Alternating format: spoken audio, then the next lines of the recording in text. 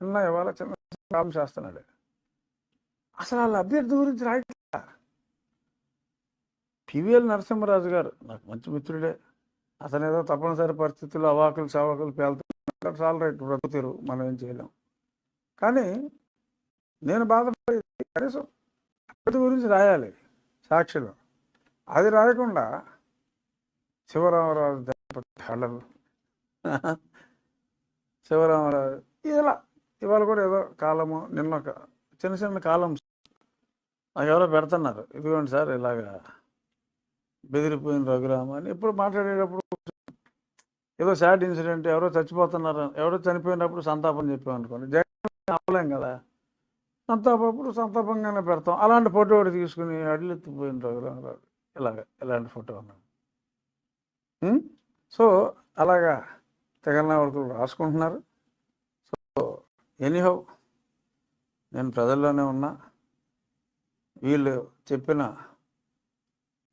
ఈయన అందుబాటులో ఉండరు, అన్నిటికీ కూడా తగు రీతిలో ఎండల్లో కూడా తిరుగుతున్నాను కదా. నిన్న 2 గంటల దాకా తిరిగాను. ఇవాళ పేపర్లో కూడా చాలా జాగ్రత్తలు తీసుకోవాలి అని అన్న దాని మీద సరే ఆఫీస్ వర్క్ కంప్లీట్ చేసుకుందామని చెప్పి హస్బెండ్ పెట్టుకుని నేను మళ్ళీ 4 గంటల నుంచి పెద్దపుల్లేరు, చిన్నపుల్లేరు, వానరం ఇవన్నీ తిరుగుతున్నాం. అసలు ఎక్కలేక ఏంటది మన వ్యాన్ ఎక్కలేకపోతున్న రఘురామ, ఆపసోపాలు పడుతున్న రఘురామ. నీకు ఇంకా పడలేదేంట్రా సాక్షి? నేను ఎంతో హుషారుగా ఎక్కుతున్నాను.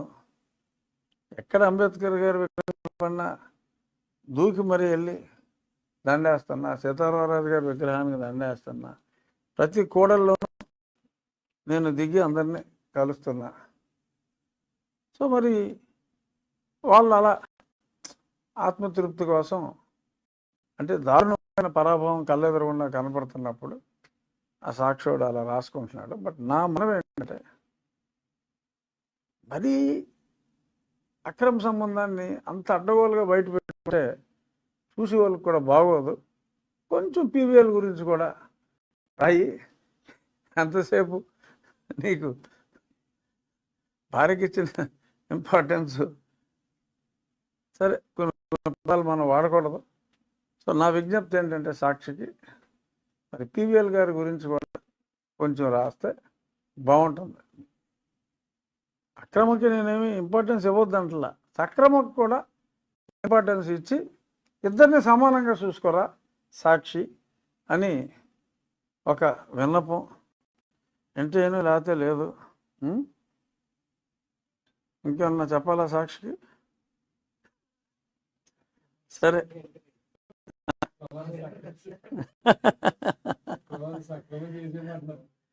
అంటే ఇంపార్టెన్స్ నేను అనేది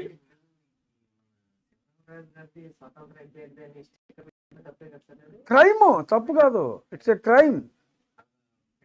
కట్టకూడదు. అది వార్నింగ్ లెటర్ చెప్పేశారు. మేము ఇమ్మీడియట్గా తక్షణం చర్యలు తీసుకుంటాం సార్ అని వాళ్ళ లాయర్ కూడా చెప్పాడు.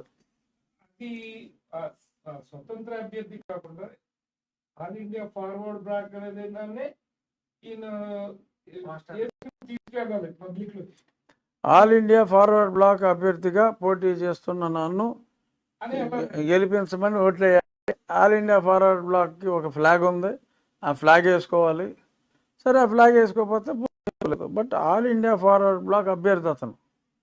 కలిదిండి అబ్బాయి రాజు గారు ఆత్మ బలపరిచిన ఇండిపెండెంట్ అభ్యర్థి కాదు.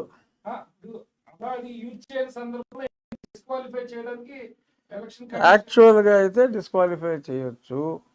లేదు ఏదన్నా కనికరించినా ఇప్పుడు ఇదే పద్ధతిలో ఇతను వెళ్తే శాశ్వతంగా రాజకీయాల నుంచి బహిష్కరించవచ్చు ఈ ఎలక్షన్కి. బట్ ఇప్పుడైనా అవి తీసేయాలి. తీయకపోతే తీవ్రమైన చర్యలే తీసుకుంటారు. తీయకుండా ఉంటే శాశ్వతంగా అతను ఎలక్షన్లో పోటీ చేయడానికి అనర్హుడు అవుతాడు. అది ఈ ఎలక్షన్ తర్వాత ఎలక్షన్లకా ఈ ఎలక్షన్కా అసలైతే ఇప్పుడే తప్పు సరి చేసుకున్నాను, నాకు తెలియక మా వాళ్ళు ప్రింట్ చేశారండి, అసలు నాకు తెలియదండి అన్నాడు అనుకోండి, క్షమిస్తే క్షమించవచ్చు. బట్ తక్షణం ఇప్పుడు నా స్టిక్కర్ తిరుగుతున్నారు వీళ్ళు పెచ్చమండోళ్ళకి, వీళ్ళు వెళ్ళి మరి కొంచెం అందంగా కనపడుతున్నావు అన్నో మరి ఏంటో తెలియదు, కానీ నా స్టిక్కర్లు పీకుతున్నారు వీళ్ళు తొండరన వాడుకలు. సో వాళ్ళ స్టిక్కర్లే పీక్కోవాలి. ఇప్పుడు మా స్టిక్కర్లు కాకుండా ఆడిదాడు పీక్కోవాలి.